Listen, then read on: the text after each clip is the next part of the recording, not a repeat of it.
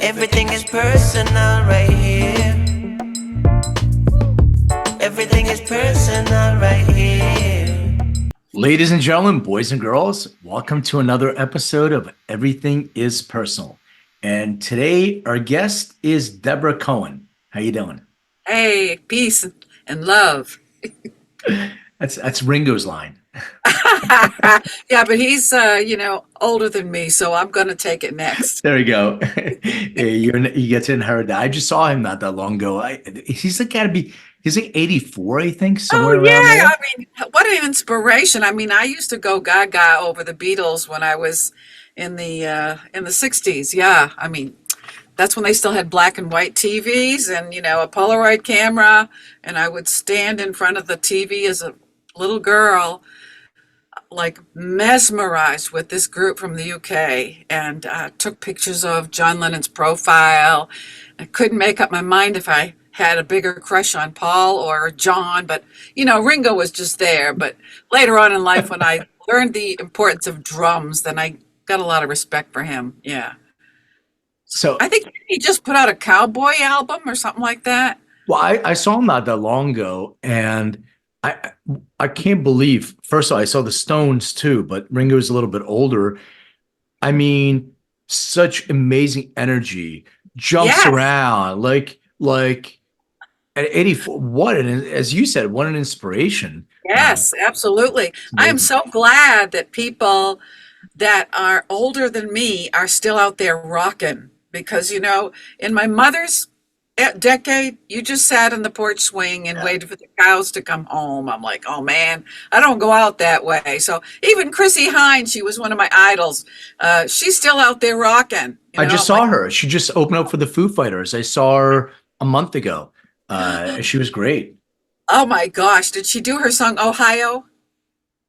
The bass line on Um, that song, I just love. I I'm I don't remember, to be honest with you. oh, I know she oh. she did a few of her hits, but I don't remember if she did Ohio because it Oh, was she probably did Brass in Pocket, right? yeah, Yeah, yeah, absolutely. yeah. But she was great, also rock. But like going to the Stones, how many times like I paid so much money to see the Stones a few years back because it was their farewell. I'm like, all right, well, this got to be it. They're in their 80s. It's got to be it. All of a sudden, new album and new tour, so I had to pay another like boatload of money to go see them again. Same I'm thing with Paul shocked. McCartney. Oh yeah, Paul McCartney, a new bride will do that for you, right? How He's many out there. X amount of divorces later, you have to pay enough money, then you have to work again. I mean, like, wow, I'm like so impressed. It keeps me going. I'm thinking, maybe I need to throw in the towel with this music thing, but no, you know, Nah, you got to keep I going. tried I mean, I suffered with a day job as a public high school teacher, and I mean, I ended up with PTSD. Oh my gosh, it was just a nightmare. So I'm trying to make it. Well, let me ask you this question. So, was there a pivotal moment in your life that sort of influenced you and drew you to this path of music? Well, yes, I was born with a receptor for music from the heavens, which I didn't find out about that until the 90s when I started dreaming music for the first time. Never had a dream about a song. Although, ironically, my first song that I wrote in the 80s is called Dreamin', but it wasn't inspired from heaven. It was kind of a lusty song about your boyfriend, imagining your first date and all this other groovy stuff. So, but anyway, I would have to say it's because of the Beatles, and the Supremes. I just became infatuated with their music. It's still around, which blows my mind. When I was in a high school in the, let's see, was it 2005-ish? These kids would come into class with Beatles t-shirts. I'm like, ah, this is so cool.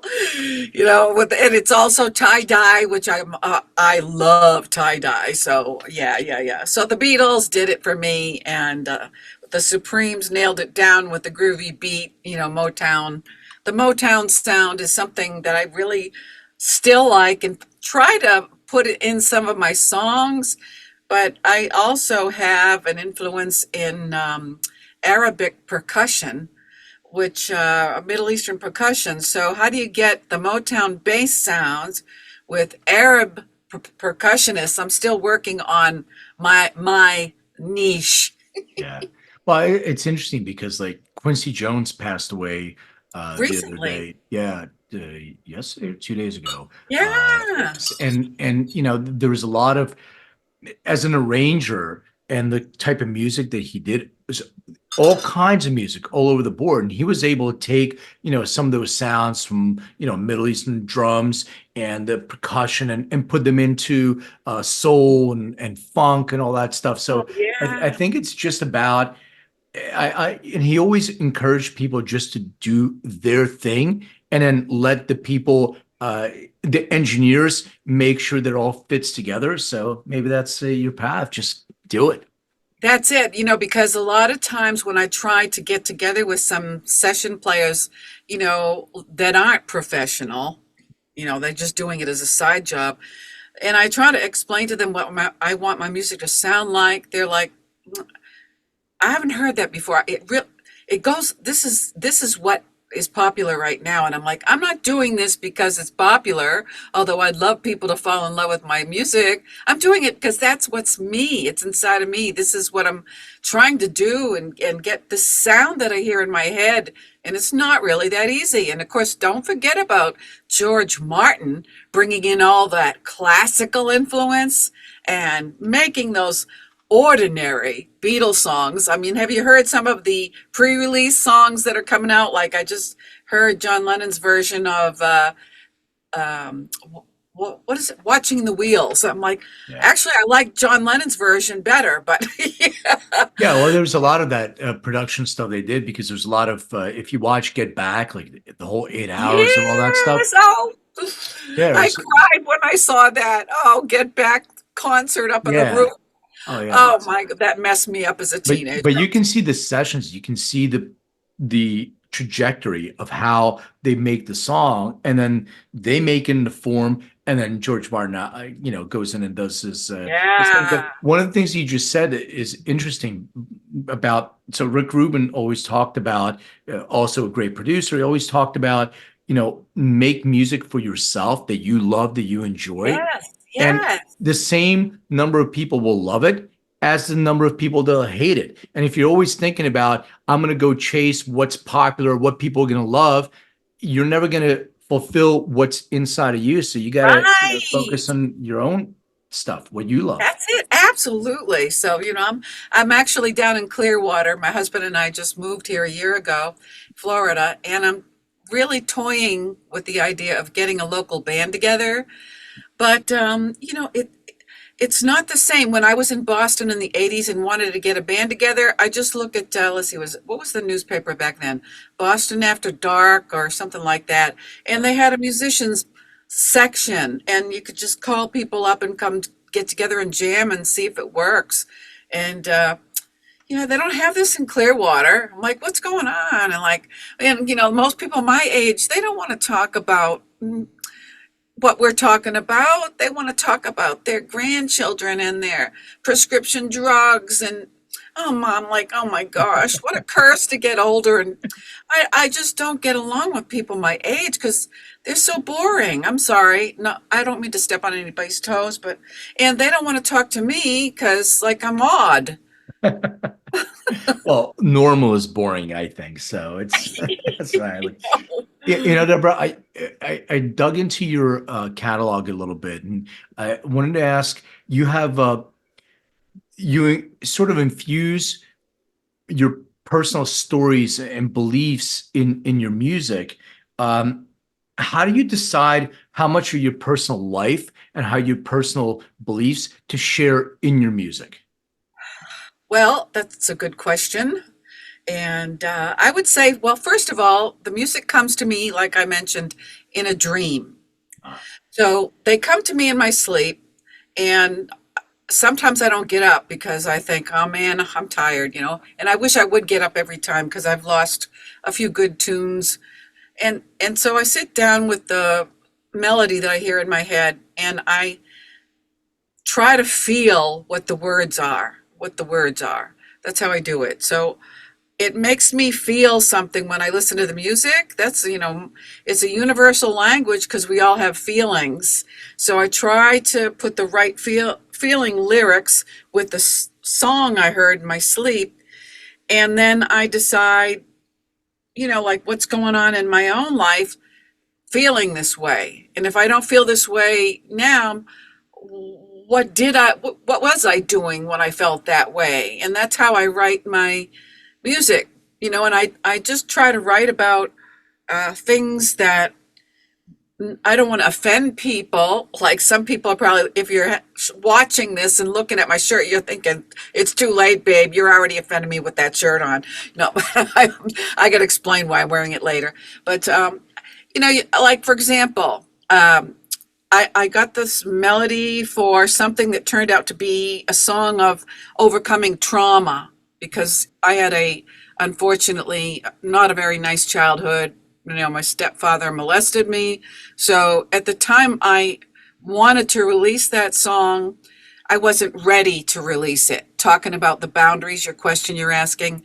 Right. I wasn't ready because my mother was still alive and I didn't want to hurt her. But my counselor at the time said, the only way you're ever going to regain your self-worth is to have like a family intervention. So I waited until, I waited until I was ready to have the courage to confront my family. And unfortunately, when I did, I was thrown out of the family. My mother thought I was lying, making up a story to hurt her. So I hung on to the song because I knew it would help other people if I released it. And I waited till they both passed away. And then I released Your Debt. And you can find it on one of my CDs. I forget which one, maybe Faith. And so I released it at a time when I wouldn't hurt them anymore. And I just had to tell the story because I'm not the only one that's going through that. You can tell people are messed up because they've been abused in all different ways. And so it needs to be talked about. So I very rarely get into those kind of deep things, but, because as you walk through your healing process in life, hopefully you are transformed into a better version of your future self. Yeah. And then the words change to a better story. Yeah. Well, I do think you do share, some personal things in your music, but since you started alluding to it, maybe we can sort of go back and talk about your origin story. Where did you grow up? Well, I like to call myself a Boston chick, but actually I'm from the suburbs way out there in Marlboro, Massachusetts, like the cigarette Marlboro. Yep. And it's kind of a country. It was more country. It's not now, but and anyway, so I just decided that I wanted to be a musician because of the Beatles. That's all I wanted to do.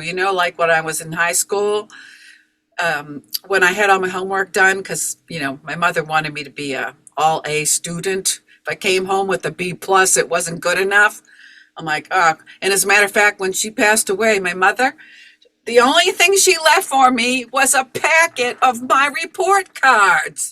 Nothing else. I'm like, I'm expecting some, at least she never says she loved me. So I thought at least she'd write it in her, legacy. No note, just a packet of report cards. What does that tell me? She was proud of you. Well, either that or, you have to perform well in order for me to anyway, so. Did you, when you were growing up, so your parents, you said, were your parents divorced or? Yeah, my father, I'm trying to fix my shirt because it's crooked. My father left us when I was 12. And that was really traumatic because, what child wants to have one parent? And I know there's a lot that don't have any. So, did you have siblings? Oh, yes. I was the oldest of 9. Wow. And, that's before they had Pampers. So like when my dad left, my mother had to get a job, so I became the mother at home cooking and so she gets remarried and has this more kids, 4 more, and I get to do the didies, changing the diapers. I'm like, oh, so you get this like 5-gallon bucket, like a construction bucket, and you fill it with water, and you take the caca diaper and put it in the water, and you dunk it at 13. And I'm like, it used to gross me out. I mean, it really did. And I said to myself, I did that so much, I thought, you know what? I'm a mother at 13. I'm not going to ever have any more kids. And so I never did, because I'm like, I'm done with this. Yeah. So I mean, you just mentioned it, but I want to unpack it a little bit. So when your dad left, your father left when you were 12, and sort of left you, how that make you feel in the moment, and how did that change sort of your life and impact you in that way? Well, because my mother was verbally abusive, and she always told me, I wish you were never born, and like, you'll never amount to anything, and she was just very crude. So I sort of withdrew within myself and became an observer, a child that does kind of reads people and anticipates what's going to be asked of you next.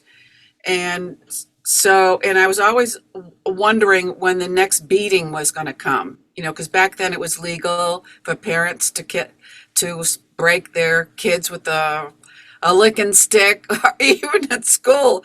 Nobody wanted to be bad in elementary school, because we knew Miss Rowe had the paddle in the principal's office.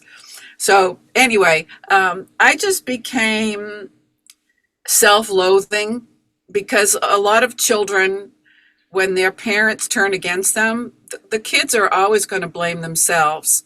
And I had no idea that I hated myself until I actually went into counseling for singing therapy. This is one of the reasons I have a singing circle today, is because singing is therapy in the right environment. And the therapist asked me to imagine this feeling of hate. Just sit in a meditative state and feel these painful memories. And who do you see? Close your eyes. Who do you see? And I'm like, oh, well, I don't know, really. If you're not used to doing this kind of thing, it's like, well, who do I see? But she kept encouraging me. And so she got through the layers of hatred and having to forgive, like my stepfather. And I still had this residual hate. She says, who else do you see? And I saw myself, and I just burst out and cried. I'm like, I can't believe I hated myself. I'm like, I hated myself. And it even makes me emotional today. It's like, how many kids don't even know they've turned on themselves? And it's in there. You got to have help. And so these are things I talk about to, consider, like, if you're not happy. And so how do you tell if you don't love yourself? It's an easy test. You just look in the bathroom mirror by yourself, nobody else in there, so they can distract you. And you look in the windows of your soul, your eyes. And if you see love in your soul, then you've accepted yourself. But if you look and you can't look inside because you're picking yourself apart, finding everything wrong with yourself physically, then you've got some work to do. Yeah, because we're not supposed to be like that. And I appreciate you sharing this, because I think it's really important for people to know, and that's why I'm going to dig a little bit deeper. And if anything, you don't want to talk about it, you don't have to. Did you have a relationship with your father? Did you maintain any sort of relationship with your father after he left? I Biological, yeah. I saw him once in a while, because he used to drop off the babysitter, and that's who he was having an affair with, the babysitter. Okay. And one of the affairs, I guess. And so he ended up marrying the babysitter, and I accepted it, because when you're in a dysfunctional family, it's like anything goes. Seriously, because my mother always said if you don't, if it wasn't for your stepfather, you'd end up in a foster. What do they call those? Foster home. Yeah. And I didn't want to go. I don't want to be living in a foster home, so I just didn't say anything. I stuffed it inside. That's what kids do, and I forgot about it until I got into a car accident. And I started having flashbacks of being molested by my stepfather, and I'm like, where's this coming from? I had no idea that happened. But But anyway, how old were you when your mother got, met this other person or got married to him? well, like my dad left at 12, and all of a sudden she was married at 13. Oh, okay. Yeah, I mean, I was 13. Yeah, She yeah. came in. He was already in the house, and they were getting it on in the bedroom, and I could hear it because they were loud. And so when she came to me, and she said, "I have something to say to you," and I'm like, 13 years old. Well, I don't know, Ma. She's usually not this serious. I'm like, okay, what's going on here? She said, I'm pregnant. I have to get married. I'm like, Oh, God. Well, the first thing I thought of is, no shit, Ma. I could hear you doing it in the other room, but I didn't say that because she would have punched me out. But anyway, I was so angry about that. When they got married, it was me and my two sisters. They got married. They took us with them to get married. Me, my two sisters. They got married, and I refused to go to the wedding. I stayed in the back seat of the car. I wow. mean, I just really rebellious, and I was very angry, very upset, and very mad at my father. So to get back to your question, there was a long time that I didn't see him because he was living his own life, and I moved on to Boston, and he was still in Marlboro. But years later, after decades later, when I got myself right with God as best I knew how, and I was able to forgive people, because that's the first steps of having a relationship with God is to forgive those that have hurt you, but you have to first forgive yourself. Lots of counseling, lots of counseling. And so he was at his mother's house, my Nana. I love my Nana. So we met, and it was awkward at first, but I loved him because he was my father. And, just started to have a really good relationship. And so when he passed, I asked my stepbrother, to bury him with my talit and my prayer. And of course, they didn't understand because they're Christian. I mean, I had converted to Judaism, so in my own walk. And so they didn't understand what in the world it even was. I just said, please, I begged them, please put that on him. There's a piece of me I want him to know. Yeah. It's nice. As a child, did you have any aspirations like this is kind of what I want to do, what I want to be before you discovered music, or was it always music and you sort of pushed it aside and said, oh, I need to do something different? Well, even as an adult, I pushed music aside to be a school teacher because it's hard to make a living being an artist, an indie artist today, because technology, anybody can be a musician if they know how to use the tools. So there's a sea of people out there. But I first wanted to be a veterinarian. That was my thing. And then when I found out it was 8 years of schooling, I said, no, I don't like school that much.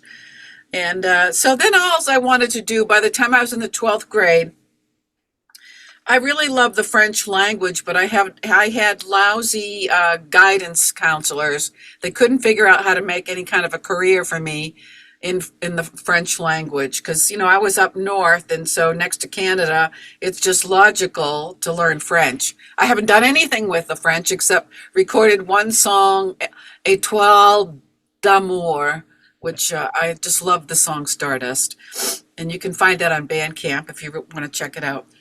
But I decided, you know what, I want to be a mailman. And I remember sitting in the guidance office, and she says, the guidance counselor says to me, well, you can't be, because they hire veterans and they get like a 10-point preference, and you're a civilian, you can't get into the post office. So I believed her, and it wasn't until I got married in '83 that my husband and I at that time moved to Andover, Massachusetts, and the building we were in had a post office on the ground floor, and my husband was very friendly with the postal clerk. Uh-huh. And so I got into the post office because of my husband, took the test, and started becoming a rural carrier. And I loved that, except I hated delivering the mail in the snow, Oh, yeah. because people don't shovel out their mailboxes enough. And yeah. But it was a great job, because by this time, I just because of my trauma, I just like to be alone a lot. I used to drive my Mustang and find a place in the woods to park, just because that's the only place I had peace and quiet. But there would always be some guy out of nowhere trying to pick me up. I'm like, what the hell? Mind your own friggin' business. I'm sorry, but I never thought that I'd be able to walk safely on the streets. Now, I am not a babe. I am overweight. Okay. So if you like chunky chicks, I guess, that's your thing. Okay. I can, whatever, maybe. So I'm thinking, like, I could never go until I moved to Florida last year. I could not go anywhere without somebody trying to, I hate cat whistles really are the worst thing you could ever do. I hate them with a passion. I hate them. So anyway, I'm like, for the first time in my life, I could actually ride a bicycle without a pickup truck backing up and wanting to know if I need a ride. I'm like, seriously? Nobody bothers me here because I'm in a 55 plus community and we're all the same age, and everybody knows everybody, so there's no perverts around here. I'm like, thank God. I didn't think that was going to happen until I went to heaven. Seriously. I thought, wow, man, I finally got this gift to live someplace where I actually don't have to be afraid to take a walk. Yeah. So I see how I can ask this question. So when you discovered and had this download that you had these memories of being molested and abused. Yes. So prior to that moment, like you said, you didn't like yourself. Were there any challenges, like your feeling of your own sexuality, like any of those things? Were they sort of impaired in a way? And once you discovered that this was happening to you, what was the action that you took to sort of get rid of a lot of those things that came as baggage that you didn't even know where it came from before? Yes, a good question. My mother, and of course, the movies, modesty used to be a thing of the 50s. Women, I'm talking about the way women dress. You would, and I'm talking about America because every culture is different. Right. And all of a sudden, the things that were taboo in the 60s came out and were socially acceptable, like wearing bikinis and letting your cleavage show and just being flirtatious. And it went down and went down from there. And so I was in the mindset, because of my mother's upbringing, that, well, first of all, she brainwashed me and said, you can only learn to love a man with money. And the second thing she always said was, when the bills fly in the window, love flies out the door. She always had drumming these things into my head. I'm like, gosh, like, seriously? So I thought, I came up with this thing where, okay, I remember when I was in maybe the 10th grade, I'd sit in the back seat of the car and I'd imagine she died never knowing love. That was going to be on my tombstone. That was like, because my mother had this thing about, she bought her tombstone from Africa. It was this big black thing, and she was infatuated with this tombstone. I'm like, what? who wants to talk about a tombstone unless you're a pizza? So anyway, I thought, okay, I get it. Fred Astaire, Ginger Rogers, Shirley Temple. You have to perform in order for people to love you. And I took that into the bedroom. I figured if I can do it the best, then somebody's going to love me. And as sad as that is to think that I used to think like that, that's what I was taught. If you can do it a little bit longer, a little bit better, and then of course at that time I was into Aerosmith, and those lyrics were all about all that stuff, And, but the thing is, like, talking about a walking contradiction. I remember when I went to the ocean with my mother, and I was probably like 14 or 15.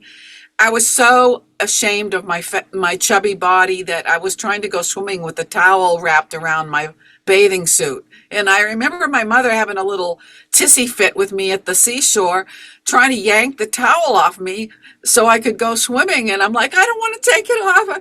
I don't want people to look at me. I'm like, okay. So I come from that modesty thing. I don't know where that came from.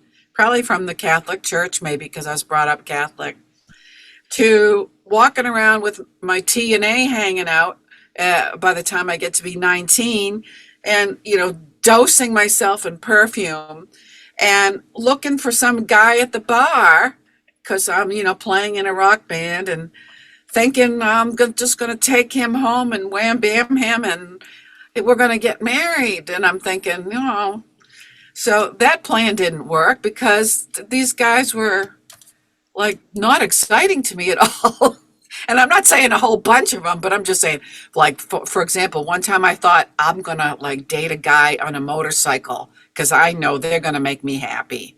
All right. So I even got my motorcycle license. All right. Because there's just something hot about a bad guy, So I meet this guy on a motorcycle. I didn't want to ride on the back of somebody's bike. I wanted my own bike. So I got my own bike. And man, he was just such a disappointment. I thought to myself, boy, I had that wrong, so I had to find out. I went to the school of hard knocks, and these things need to be told. I'm not ashamed of who I was because I'm not that person anymore, and I lived to survive it. But I was a hurting soul. I was taking drugs and almost died from a drug overdose, and that kind of sent me on the spiritual pathway to salvation. Yeah, I mean, it makes sense because if you look at it now from the outside, a girl that didn't feel love was trying to find love elsewhere in ways that weren't real love. They were just with lust. lust. Yeah, That's exactly. Right.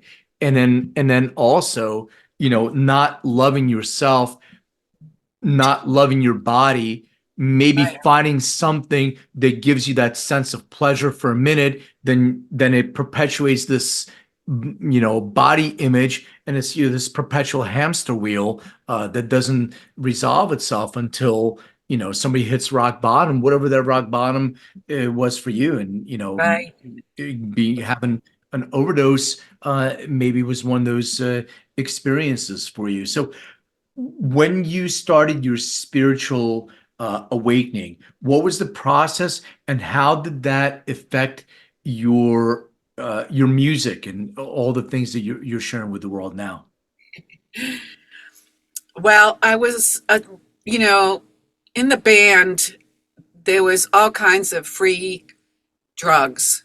If you're in a band, like my band opened up for Joan Jett, just to let you know what kind of, my favorite place to play was the Rat in Kenmore Square, Boston. It's not there anymore, but it was such a landmark. It was just good times. But I got lost in the drugs again because I didn't have any self-esteem. I didn't think I sounded good because my mother said I sing like a sick cow. So she tried to destroy that. But I loved music so much that I pushed through the limitations of my own beliefs about myself, got my babysitting money and bought myself a Les Paul because I knew if I bought a cheap guitar, it'd be too easy to give up, So I was committed to and I still have Les Paul, but he's not in the room right now.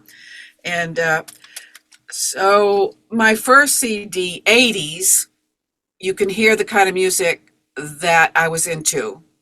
And there was one song on the radio, Boston Nights, and the apartment that we lived in on Mass Ave, the DJ lived upstairs, Mark Parento. So it was really easy to get our music on the radio. And the song that I mentioned a bit earlier in our discussion here is called Dreamin'. That was the first song I wrote.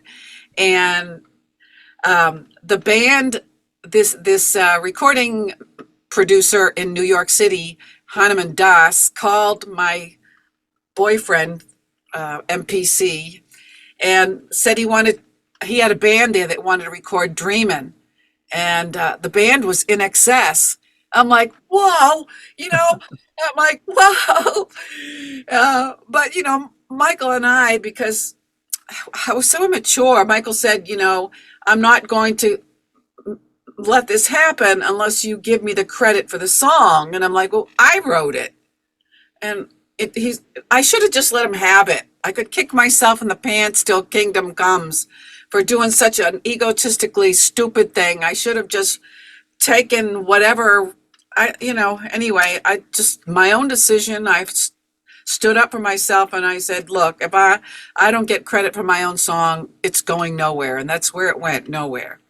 So anyway, the drugs was just part of my dysfunction. And I'm sorry to interrupt you. I just want to make sure I get it clear. So you mean Michael Hutchins from In Excess wanted to have the credit for writing that song? Is that no.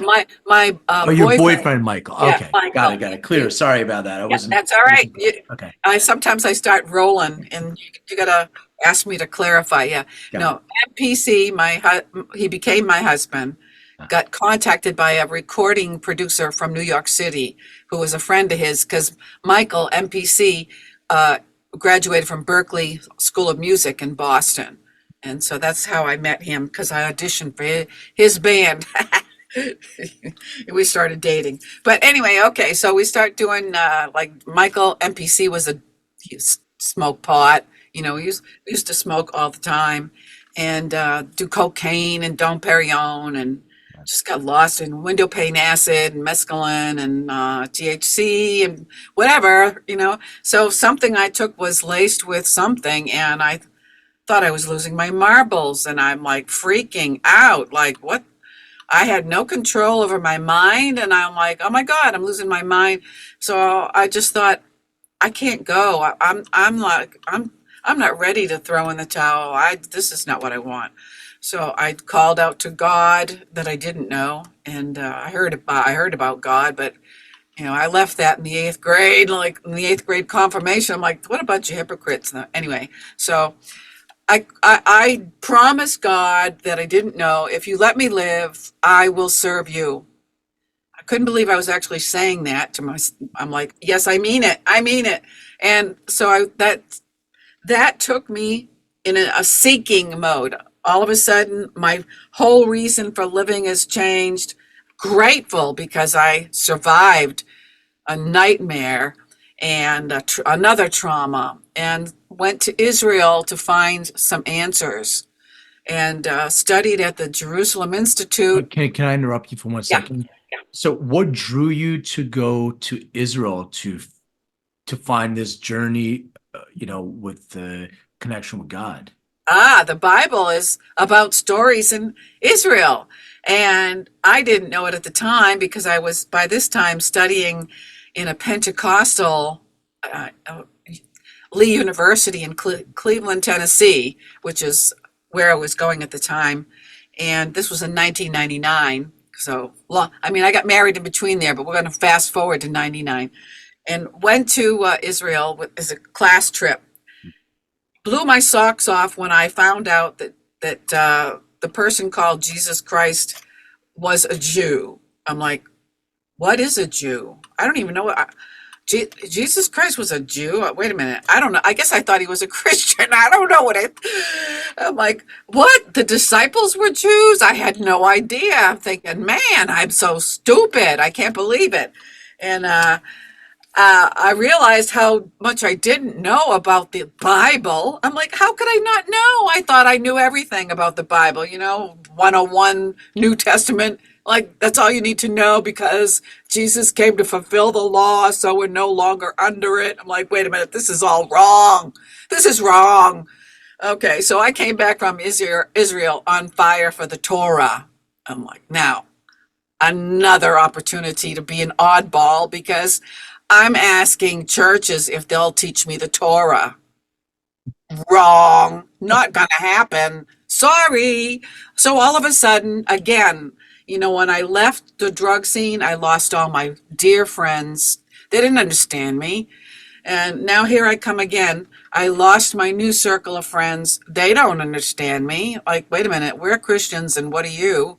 I'm like, so I had to study the Torah alone at home with an online teacher, Rico Cortez, and started writing songs from the Psalms because they were ministering to my heart. I'm thinking, I've never really delved into the Psalms with any kind of understanding. Like the Christians are great for, please don't be offended if you're Christian, great for taking out one line of a story, taking something out of context and turning that into something else, And of course, if you're Jewish, which I am now, that, there's several layers of understanding. You can take it literally, the Peshat, or you can get into Remez and I go for the Sod. I'm like Apostle Paul. One thing he did say that I really was always curious about, he says, I wish you could all know the mysteries. And he's talking about the Sod. And I'm really into Hasidism now and Hasidic teachings. And I just love studying Hasidus and praying in the deeper things that matter. So my music reflects that, I think. And so anyway, now I wrote this song about Zion, which is why I have the Zionist t-shirt, Yep. inspired from the October 7th massacre. That's why I wanted to ask. And you also, correct me if I'm wrong, there was also a book, like an audio book or Yes, something like- yes. It's audio and tangible, Okay. hardcover, paperback. It's called Jewish Palestine, Arab Palestine, a history of conflicts. So what was your goal? And did you write that after October 7th? Yes, it was because of October 7th that I wrote that book. Yes. So what mission did you receive that you wanted to share in your music and in the book? Like, what was the goal? Okay, the song Zion. The first line in my song is, have you heard about Zion? Some people still believe in God's kingdom. There's a lot of people don't. They think they do, but they don't. And so it's a factual. The words come from the Bible. Okay, for example, I can't remember everything because I just go like fast paced, but Zion is mentioned in the Bible 152 times. It's a title for Jerusalem. Okay, I didn't even know that. Zion, what's that? Today, Zionist has a negative connotation. The people in today's generation think a Zionist is an occupier. I'm like, what? You got it all wrong, people. You need to know the truth instead of flying these flags for Hamas. What's wrong with you? Don't you know? You're rooting for the wrong people, the terrorists. And anyway, so I thought, this is an educational tool. A Zionist is not an occupier, a true biblical Zionist. That's what I'm talking about. Not the worldly definition that's been tainted by biases and prejudice and hatred. A Zionist is a believer in Israel has a right to exist, And so then you get into this thing where, well, wait a minute, then what about the Palestinians? Don't they have a right to exist? You get this pushback. And I'm like, they did have an opportunity to have their own state more than once, with Bill Clinton, with President Reagan, with the British in the 20th century. And every time the Palestinians were offered their own state, they said no. Why? We're not talking about giving them some swampland like the Americans did to the Native Americans. We gave them swampland until we found out it was like nice land. Then we wanted to take it back. Yeah, Americans did that to the Native Americans, but that's my other beef. But no, we're talking about getting chunks of land like Transjordan and pieces of Jerusalem with the Reagan administration, and ask an educated Saudi. They will tell you the true story. And if you want to know more about these, I posted the videos on Facebook, as long as they don't take them down, because YouTube took my videos down. They said I was provoking hatred. But let me just quickly say facebook.com/Jewish Arab Palestine book. And look for the video for the Saudi prince that's talking about what the Palestinians were offered. They turned it down. Bill Clinton said this. This is the other video. He posted a video this past week. He said what really happened when he was president. The Palestinians under Yasser Arafat were offered statehood, and Arafat turned it all down.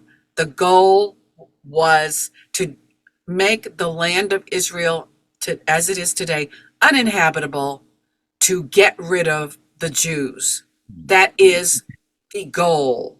And people that are uneducated don't know this, and they blame everything on Israel. So that's why I made this book. Until this book, I was not an author, and I spent all of 2023. I usually was recording a song a month or every 2 months and releasing it, because I'm a recording engineer also. I had to learn because I ran out of money. But I spent this time instead writing this book because I wanted it to be understandable. And so it's an outline, because I've tried to find books about what's going on with this Israeli-Palestinian conflict. I don't get it. So I made an outline, and so you can understand the facts. As a matter of fact, something that I wrote in this book before it was ever talked about publicly in politics is the UN Resolution 1701. That's the problem with what's going on in the north and in Lebanon right now. And again, you look at a Red Cross video and they make it sound like Israel's killing all these people. I'm like, you don't understand. It's because the UN agency did not do their job. They had responsibility for pushing back Hezbollah to the Litani River, according to a resolution that they're supposed to enforce, 1701. And it wasn't until a month ago that Biden actually mentioned 1701 and said he was going to look into it. Anyway, so get the book. Yeah, no, you have to have the facts. Yeah, the issue with facts these days are that the level of education doesn't look at facts. So the schools are infiltrated with people who rewrite history into their narrative. And I think including news. I mean, news used to be reporting facts. Now it's an editorial. And so I think that kids these days, younger generations, they don't really understand where the news comes from and who to trust. They get their news from TikTok, who's China. They're giving you an algorithm, manipulating you with information, and you count that as fact. And if you really talk to people in the way that you're talking, like Zion, even Rastafarians talk about Zion and the line of Zion and all that stuff. So you want to go back to source, and source was outside of just religion. You have, a tribal group of people that became slaves and all these other things through history. Like the history is history. You're not going to be able to change it. It is what happened, and it is the location of where things occurred. Whatever the politics outside of that are, that's a different story. And whether, the people of Gaza were self-governed from the year of 2005 to present day, they decided on their own government, which was Hamas, to govern them. So I think that I'm not sure how to change any of this stuff, because it's been happening for many years. But starting with your book and the music, and giving people factual information, but present it in a way that they can actually connect to, because I really believe music, this energy, is a huge connector. I think it's a beautiful thing that you're doing. Oh, well, thank you very much. And I know I get like passionate about this information because I didn't always know it either. My eyes were open to these truths first by watching this documentary called Birth of a Conflict that was released in 2022. And when I started seeing all of this documented information that was intentionally hidden by the British government in the 20th century, the Brits didn't want the truth to be told. So this, whoever the secretary was, I think his name was Henry, was told to destroy the documents. He hid them in the UK archives, and they were recently found by this scientist by the name of Wagner. And I mention all this in my book, and I'm like, this information needs to get out there. It's the same with Bill Clinton's video this week. How many people have even heard him confess and say what really happened with this arrangement of statehood with the Yasser Arafat? I mean, I'm like, the truth doesn't sell stories, so people don't want to believe them. It's like a mind blower. So, I mean, I want to know the truth. It's like even John Lennon, one of my favorite songs, "Alls I Want Is the Truth." Just give me some truth. That's one of my favorite songs. I used to play that on 10 on my Magnafox stereo. Just give me some truth, no shorthand, tricky dicky. Like, but I have to present these facts with sugar, because you can just a spoonful of sugar helps a medicine go down. You're gonna be nice, but I get like, people, wake up! Will you please wake up? So it's a holy war. It surely is. And one of the videos on my Facebook page, I hope you'll subscribe. He starts to explain the story of Abraham and the two children he had, Isaac and Ishmael. And, these Palestinians today, they're not descendants of Ishmael. And get the Al-Aqsa Mosque is not on the Temple Mount. That's a lie. This Saudi said, let me just share this. Al-Quds, they call it in Arabic, Al-Quds. The Al-Aqsa Mosque in the Quran, okay, we're talking about the truth now. In the Quran, it states the Al-Aqsa is located in Jorwana, 29 kilometers from the city of Taif. There's two mosques there. One is the Al-Aqsa, and the second mosque is Al-Adna. The Al-Aqsa Mosque was built in 682 AD by Hisham. So if you have any idea about Prophet Muhammad, he died in 632 AD. So wait a minute. You mean Muhammad did not build the Al-Aqsa Mosque?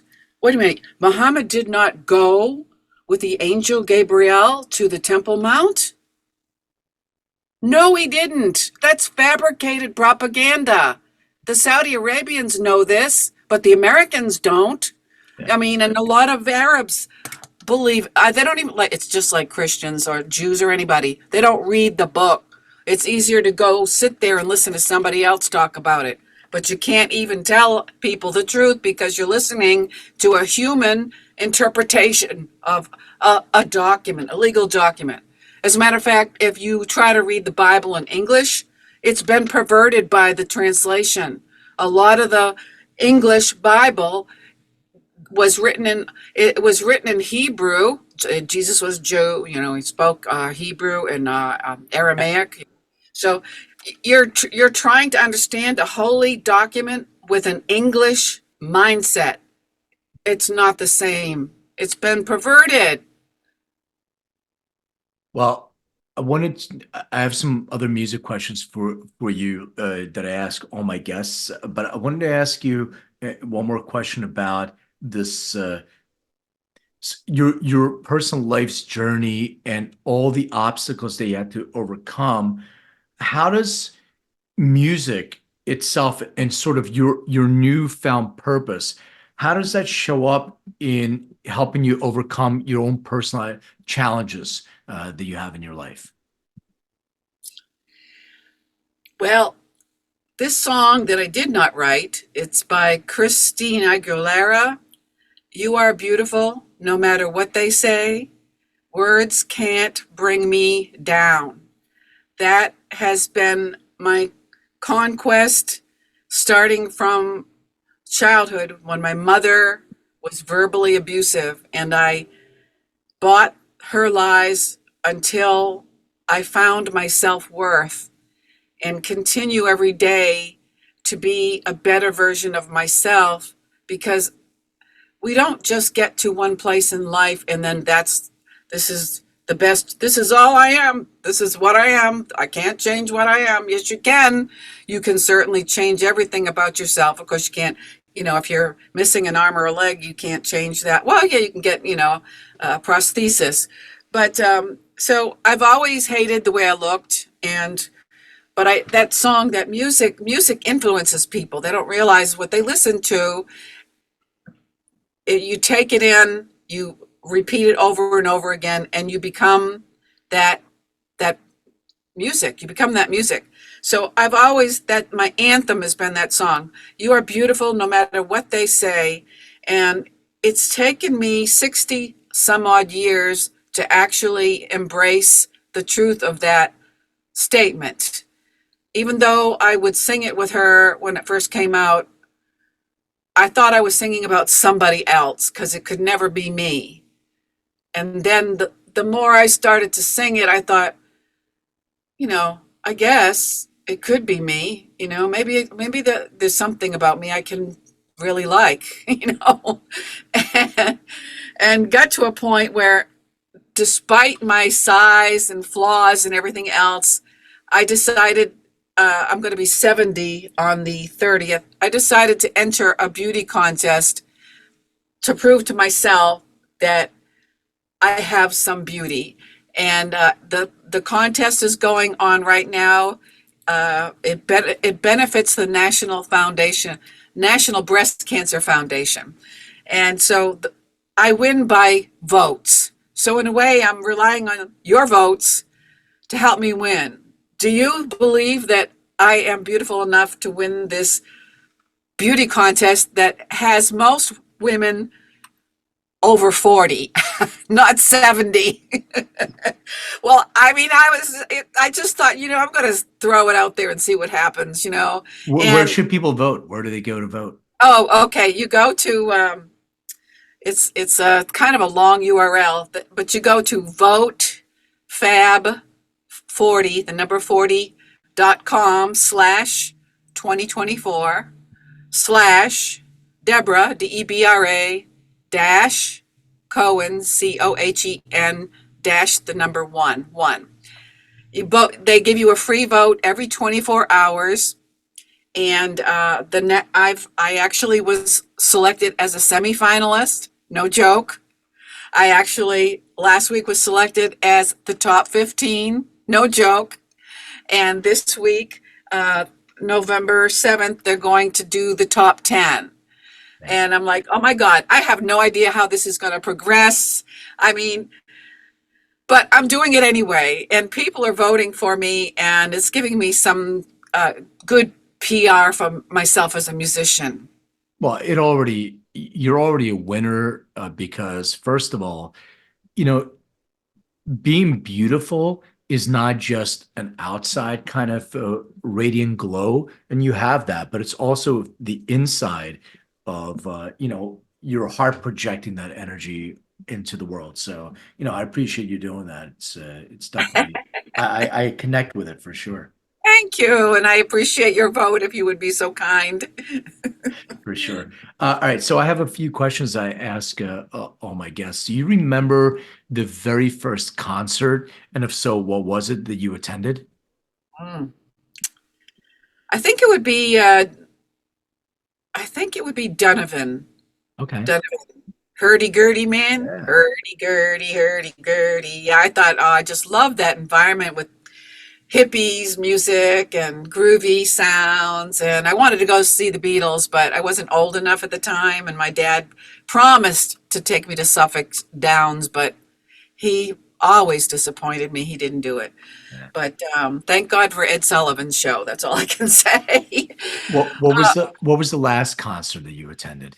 The last concert, I don't go anymore because the band I was in the 80s had Marshall Stacks like Jimi Hendrix. And well, actually, I'd say that frequently saw Robin Trower.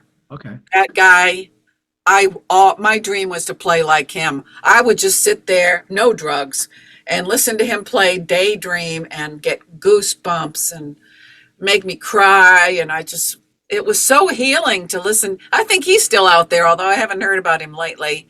But I don't go to concerts anymore because I'm so busy with 4 different businesses trying to make a buck.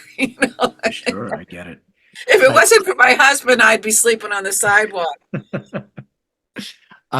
So for the next year, you could only listen to 5 albums. You don't have to name the actual name of the album. It could be Robin Trower or whatever it is. What would be those 5 albums that you would listen to? Okay. Number 1 would be Kedem. I think that's what it's called. It just came out. It's my favorite kind of, it's Kedem, I think, or Kedma. I don't even know. See, I don't know what the word means, so I can't remember it. But it's from Rising Song Artist, and that is my dream, to be able to chant that scale in Hebrew from the Bima. I mean, that music floats my boat. I have no idea. I've tried for decades to get somebody to teach me Yerushalmi cantillation, and apparently it's like a gender thing. If you're not a man, you can't learn it. So I keep asking somebody to teach me Yerushalmi cantillations. That's future.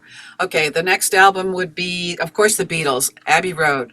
Here comes the sun, and I'm all, that's good driving music. Okay, and then let's see, Joey Weisenberg.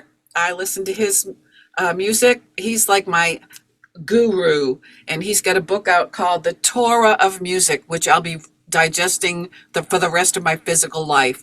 And then the next one is Deborah Sachs-Mintz. I love her.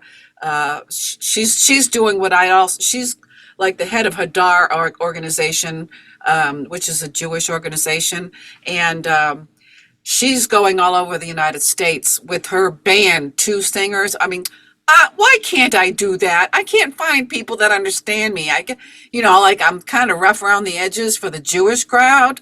I don't know what the problem is. I'm in a conservative synagogue, and I really am a chesed at heart, but I love to dress like what would you call it?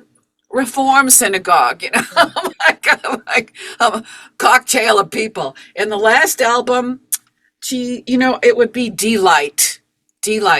Groove is in the heart. Groove is in the heart.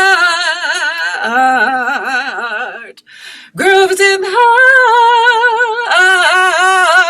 Yeah, oh, and don't forget about Jimi Hendrix. Yeah, I mean, don't forget about Led Zeppelin also. I love, yeah. So it has to be 7 albums.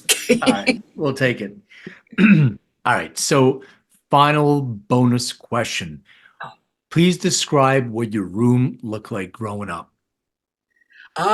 Interesting. Oh, yes. Do you mean like as a teenager? You can pick any room that you want, the one that kind of speaks to you. Okay. I mean, I can remember when I was like pre kindergarten, with bunk beds, but I'll go for my teenage. Yeah. I had my own bedroom. I mean, like, wow, that's one of the things my mother did right. The oldest gets their own bedroom. Nice bed. I loved the house, two windows, and I had one of those old-fashioned oval mirrors and a dresser of I don't know what kind of wood it was, multicolored wood. And I had an opening in the middle of this dresser, bureau, whatever you want to call it, with a statue of Mary. Can you believe it? I'm like, oh my God, with seashells all around it and candles and a rosary. And, like it was a real, in your Catholic church, there's this thing where you do the novena. And I don't know can't remember what it was, but it was something special that happens. Like you get special blessings. And so, yeah, there was a time when I was really dumb. But I love to be clean, and that I just loved, that was my little shrine. Yeah. Did you have anything on the walls, any art or posters or anything of that? Yes, I had a picture of Blondie, Deborah Harry, and I had a picture at one point of Michael Cole from the Mod Squad. I'm like, okay. I don't know if they were up on the wall at the same time, but but Deborah Harry, she fascinated me with Blondie. She's still out there singing too. Oh yeah. I'm like, oh my God, I went to CBGB's and I just loved, that was like a wilder version of the Rat in Boston, but that was my environment, my people that I left after the OD. I'm like, oh, where are you people? They'll be back. I think now that you're true to yourself, you'll find your tribe. Yeah, That's I out hope there. so. Because I've been looking like come on, man, I'm 70 years old and I'm still looking for my real friends. Yeah. They'll come. It's a unique vibrational energy, and Ah, sometimes people feel how do I say that? Intimidated by that energy. So, yeah. but What is it's that? not like that, and I feel it. So, I'm in your tribe.